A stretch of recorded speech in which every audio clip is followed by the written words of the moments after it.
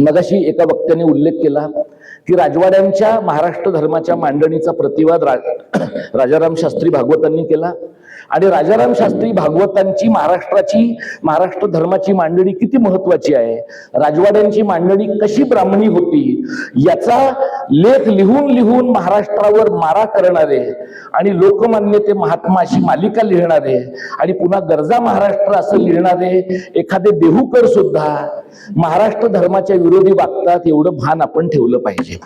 आपला देहूकर एकच आहे, आपला देहूकर तोच ज्याच्या गाथा पाण्यात बुडाल्या आणि वर आल्या. आपला देहूकर तो नाही जो देहूला मुख्यमंत्र्याच्या मागे उभं राहून हिंदीची सक्ती होते तेव्हा नंदी बैलासारखा मान डोलावतो, तो आपला देहूकर नाही.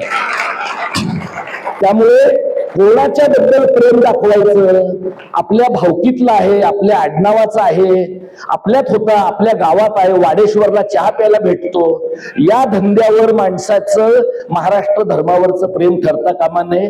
पुणेकरांना हे का सांगायला पाहिजे, कारण पुणेकरांना आपण इतरांच्या पेक्षा सर्वच बाबतीत पॉझिटिव्हली वेगळे आहोत असा समज जोपासायला आवडतं.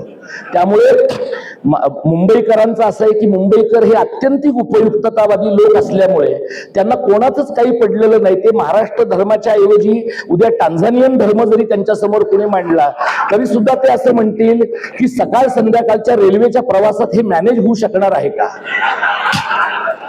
त्यामुळे पुणेकरांची सांस्कृतिक हौस फार दांडगी असल्यामुळे तुमच्याकडनं सांस्कृतिक पाप होण्याची शक्यता पण जास्त आहे. त्यामुळे हे लक्षात घ्या आणि यानंतरच्या काळात महाराष्ट्र धर्माबद्दल बोलताना आपण शब्दच्छल करणार नाही, पोपटपंची करणार नाही. आणि हा जो काही महाराष्ट्र धर्म आहे आपला, तो हिंदुत्वावरचा उतार आहे.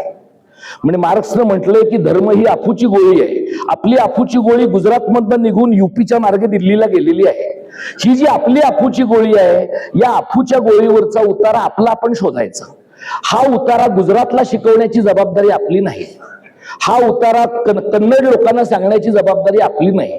आपली पॅन्ट फिटत आली असताना लोकांकडे लक्ष द्यायचं तुम्हाला कारण काय आहे. म्हणजे सगळा देश सांभाळायची जबाबदारी आपल्यावर आहे. हा जो एक आपल्यातला सुजट गंड आहे मराठी माणसांचा, तो काढून जर आपण नीट विचार करायला लागलो तर आपल्याला महाराष्ट्र धर्म थोडाफार कळू शकेल.